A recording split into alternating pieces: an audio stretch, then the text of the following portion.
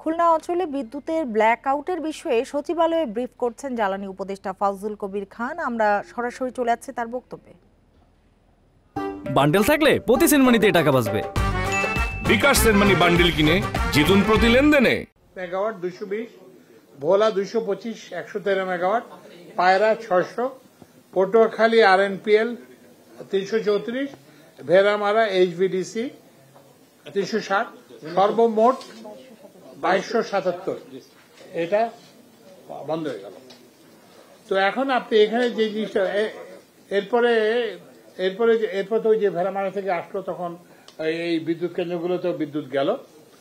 তো এখন আপনারা এগুলো লক্ষ্য করবেন যে এগুলো বেশিরভাগই কিন্তু হচ্ছে যে বেশিরভাগ না সবগুলোই তো কয়লা। আচ্ছা, বেশিরভাগই কয়লা, যেমন রামপাল কয়লা, তারপরে বরিশাল এটা কয়লা, তারপরে হচ্ছে ভেড়ামারা এটা সরি না পায়রা এটা কয়লা, হ্যাঁ 4টা কয়লা, বেশিরভাগই কয়লা।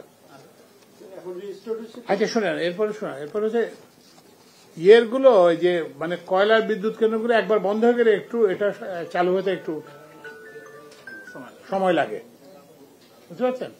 কিন্তু অন্যগুলো যেগুলো এগুলো একটু কম সময়ে মানে দ্রুত, কারণ এটাতে ইয়ে করে বিদ্যুৎ আস্তে আস্তে বাড়তে থাকে। তো এইটা এই জন্য এই কয়লাগুলো আসতেই হচ্ছে। এরপরে 7টা থেকেই ওনারা বিদ্যুৎ